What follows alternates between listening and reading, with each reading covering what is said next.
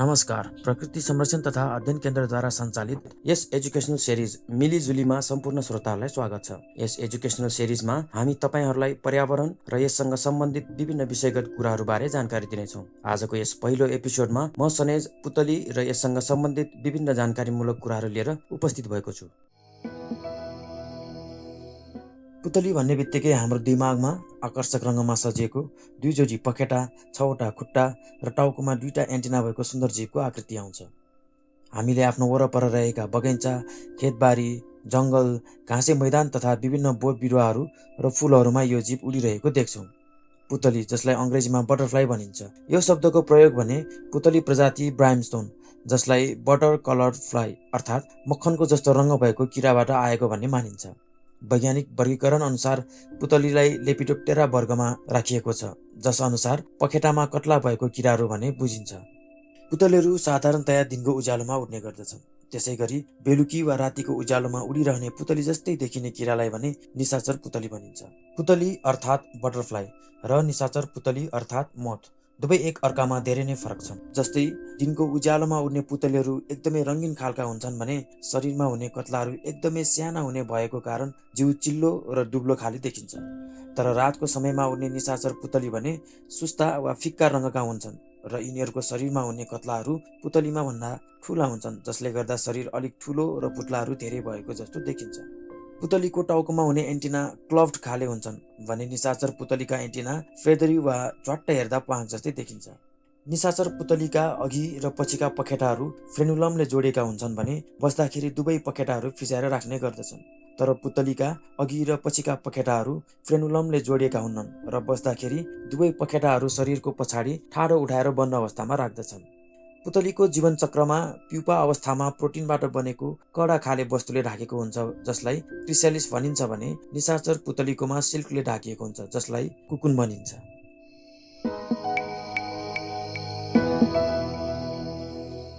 पुतलीको जीवन चक्रका बारेमा भन्नुपर्दा यो 4वटा चरण हुन्छन्, जस्तै अण्डा, चुसिल किरा, प्युपा र वयस्क पुतली। वयस्क भाले र पोथी पुतलीको मिलनपछि वयस्क पोथी पुतलीले आफूलाई अनुकूल बोट बिरुवाहरूमा गएर अण्डा पार्ने गर्दछन्। त्यस्ता बोट बिरुवाहरूलाई अङ्ग्रेजीमा होस्ट प्लान्ट भनिन्छ। पुतलीहरूको प्रजाति अनुसार होस्ट प्लान्ट पनि फरक फरक हुन्छन्। युनिभर्सिटी अफ केन्टुकीको एउटा अध्ययन अनुसार वयस्क पोथी पुतलीले पातको रङ्ग र बनावटबाट होस्ट प्लान्ट पत्ता लगाउने गर्दछन्। आफ्नो खुट्टाहरूले खस्रेर खुट्टामा भएका सेन्सरी सेल्सले पातबाट आएको गन्धको आधारमा उक्त बोट अण्डा पार्नको निम्ति अनुकूल छ वा छैन भन्ने पत्ता लगाउने गरेको कुरा उल्लेख गरिएको छ। पुतलीका प्रजातिहरू अनुसार कुनैका अण्डाहरू गोलाकार, कुनैका अण्डाकार तथा बेलनाकार हुन्छन्। उपयुक्त बोट पत्ता लगाइसकेपछि वयस्क पोथी पुतलीले पातको तल, हाँगाहरू वा अरू कसैले नदेख्ने ठाउँमा अण्डा पार्ने गर्दछन्। यस अण्डाबाट चुसिल किरा अर्थात् क्याटरपिलर निस्किन साधारणतया केही दिनदेखि केही हप्तासम्म लाग्दछ। अण्डाबाट निस्किसकेपछि चुसिल किराले पहिला त ती अण्डाका खोलहरू खान्छन्, त्यसपछि त्यस बोटका पातहरू खान थाल्दछन् र आफ्नो शरीरको आकार बढाउँदै जान्छन्। यस दौरान चुसिल किराले आफ्नो शरीरको छाला 3 देखि 4 पटकसम्म समय समयमा काँचुली फेरेझै फेर्ने गर्दछन्। एउटा निश्चित ठुलो आकारको भइसकेपछि चुसिल किराले खान बन्द गर्दछन् र पाएक परेको पात वा हाँगाहरूमा टाउको तलतिर पारेर उल्टो अवस्थामा चुनिन्छन् र आफ्नो शरीरलाई बाहिरी असरबाट बचाउनको निम्ति वरपर प्रोटिनले बनेको कडा तहले ढाक्दछन्, जसलाई अङ्ग्रेजीमा क्रिसेलिस भनिन्छ। पुतलीको यस अवस्थालाई प्युपा भनिन्छ। यो अवस्थामा चुसिल किराबाट वयस्क पुतली हुनुका सम्पूर्ण मेटामोर्फोसिस प्रोसेसहरू सम्पूर्ण गर्छन्। यस अवस्थाबाट वयस्क पुतली निस्किन विभिन्न पुतली प्रजातिहरू अनुसार कसैलाई हप्ता दिन लाग्दछ भने कसैलाई महिना दिनसम्म पनि लाग्न सक्दछ। जब वयस्क पुतली क्रिसेलिसबाट निस्कन्छन् तब यसका पखेटाहरू जोडिएको र भिजेको हुन्छ, जसकारण यिनीहरू क्रिसेलिसबाट निस्किने बित्तिकै उड्न भन्ने सक्दैनन्। केही घण्टाको आराम पश्चात सम्पूर्ण शरीर र पखेटामा रगत प्रवाह भइसकेपछि पुतलीहरू खाना र आफ्नो जीवनसाथीको खोजीमा निस्किन्छन्। साधारणतया वयस्क भाले पुतलीहरू पोथी पुतलीहरूभन्दा साना शरीरका र रङ्गीन खालका हुन्छन्, ताकि पोथी पुतलीहरूलाई आकर्षक गर्न सकोस्। पुतलीहरूको आयु निकै कम हुन्छ। कोही 1 देखि 2 हप्तासम्म मात्रै बाँच्दछन् भने कोही 1 वर्ष वा यसको आसपाससम्म बाँचेको तथ्याङ्क पनि छ।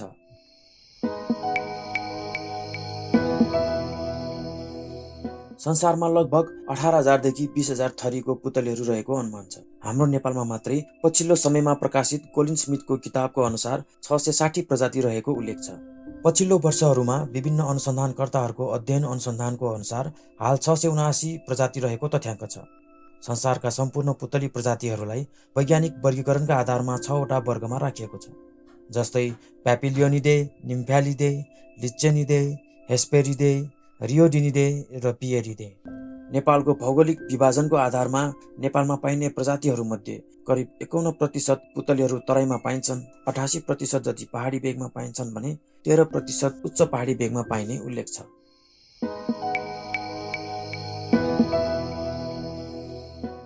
साधारणतया घाँसे मैदान, जङ्गल, कृषि तथा खेतीपाती, पानीका स्रोत छेउछाउ र बगैँचाहरूमा पाइने यी पुतलीहरूको मुख्य गरेर मौरी र भमराहरूले जस्तै फुलहरूमा हुने परागकणहरू पुङ्केसरबाट लगेर अर्को फुलको स्त्रीकेसरमा सार्ने काम गरी फुल र फलहरू फुल्न र फल्न सहयोग पुर्याइरहेका हुन्छन्, जसले गर्दा ती फुलहरूको प्रजनन प्रक्रियामा सहयोग पुग्दछ। यसका साथसाथै झुसिल किरा अवस्थामा कृषि तथा खेतबारीमा लाग्ने हानिकारक कीटाणुहरू जस्तै एफिड्सहरू खाएर कृषि उत्पादनमा सहयोग पुर्याउँछ। धेरै सङ्ख्यामा पुतली प्रजातिहरूको उपस्थिति हुनुले त्यस ठाउँको पर्यावरणीय स्थिति एकदमै राम्रो छ भन्ने जनाउँदछ। यिनीहरूले विभिन्न चरा प्रजातिहरू, छेपारो र अन्य शिकारी प्रजातिहरूका किराहरूको आहारा बनेर पर्यावरणीय खाद्य श्रृङ्खला व्यवस्थित गर्न निकै नै महत्त्वपूर्ण भूमिका खेलिरहेका हुन्छन्। त्यसैले पर्यावरणीय स्थिति कायम भइराख्न यिनीहरूको उपस्थिति अत्यन्तै जरुरी छ। पुतलीहरूको धार्मिक र सांस्कृतिक महत्त्व पनि उत्तिकै छ। क्रिश्चियन संस्कृतिमा पुतलीहरूलाई पुनरुत्थानको प्रतीक मानिन्छ। त्यसैगरी चाइनिज संस्कृतिमा यिनीहरूलाई अनन्त जीवनको प्रतीकका रूपमा लिने गर्दछन्।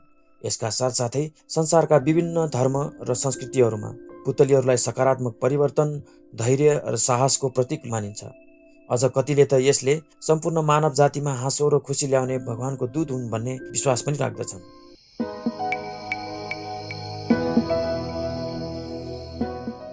बढ्दो अव्यवस्थित सहरीकरण, बजारीकरण र कृषि जमिनका लागि हुने वन जङ्गल फडानी र आगलागीले पुतलीहरूको वासस्थान गर्दछ। त्यसैगरी कृषि उत्पादनका लागि बढ्दो कीटनाशकहरूको प्रयोगले यिनीहरूको जीवन धरापमा परेको छ। पुतलीहरू कोल्ड ब्लडेड किरा प्रजाति हुन्, जसको शरीरको तापक्रम बाहिरीय स्रोतहरू जस्तै सूर्यको किरण वा कुनै तातो वस्तुले नियमन गर्छ। जलवायु परिवर्तनका कारण बढ्दो अप्रत्याशित र असामान्य तापक्रमका कारण पुतलीहरूको जीवनचक्र, विकासको दर, पारिस्थितिकीय व्यवहार र प्रजननमा प्रत्यक्ष असर पारेको छ। यस सँगसँगै जलवायु परिवर्तनका कारण बिरुवाहरूको उपल्लो भेगतिर सर्दै जानुले पनि पुतलीहरूको उचाइगत वितरणमा परिवर्तन आएको छ, जसले गर्दा अनुकूलित हुन नसकेका पुतलीहरू बिस्तारै संसारबाटै विलुप्त हुने अवस्थामा पुगेका छन्। साथै पर्याप्त मात्रामा अध्ययन अनुसन्धानहरू नहुनु, उचित संरक्षणका कार्य तर्जुमा नहुनु र सजावटको निम्ति विभिन्न आकर्षक अनि सङ्कटापन्न पुतलीहरूको सङ्कलन गर्ने व्यक्तिगत शोक र नमुना सङ्कलनका लागि हुने अवैध शिकार तथा अन्तर्राष्ट्रिय बेचबिखनले पनि पुतलीहरूको सङ्ख्या घट्दो छ। Biodiversity profile project red data book of नेपालका अनुसार पहाडी भेगमा पाइने 18% पुतलीहरू सङ्कटापन्न अवस्थामा छन् भने 12 प्रजातिहरूलाई खतराको जोखिममा राखिएको छ।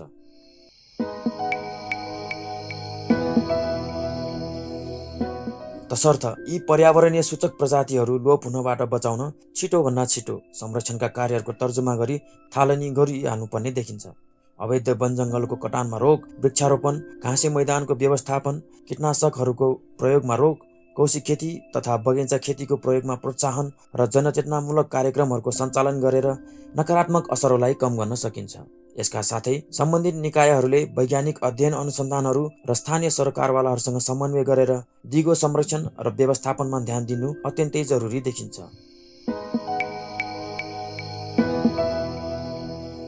आजको यस एपिसोडमा हामीले पुतलीहरू र यससँग सम्बन्धित विभिन्न कुराहरूको जानकारी दियौँ। पुतलीहरू हाम्रो पर्यावरण र संस्कृतिको अभिन्न अङ्ग हुन्। त्यसैले यिनीहरूको दिगो संरक्षण गरेर पर्यावरणीय सन्तुलन कायम राख्नु हामी सबैको दायित्व हो। अन्तमा आजको यस एजुकेसनल सिरिजको पहिलो एपिसोडका लागि सहयोग गर्नुहुने सम्पूर्ण एनसिएससी टिम, धैर्यताका साथ सुनिरहनुभएका सम्पूर्ण श्रोताहरूमा धन्यवाद टक्राउँदै आजको एपिसोड कस्तो लाग्यो र कुनै सल्लाह सुझावहरू भएमा info@ncsc.org.mp मा इमेल गर्न सक्नुहुनेछ। साथै हाम्रो Facebook page nature conservation and study centre मार्फत सम्पर्क गर्न सक्नुहुनेछ। थप जानकारी सहित आगामी एपिसोडमा उपस्थित हुने नै छु। तबसम्मको लागि बिदा दिनुहोला। धन्यवाद।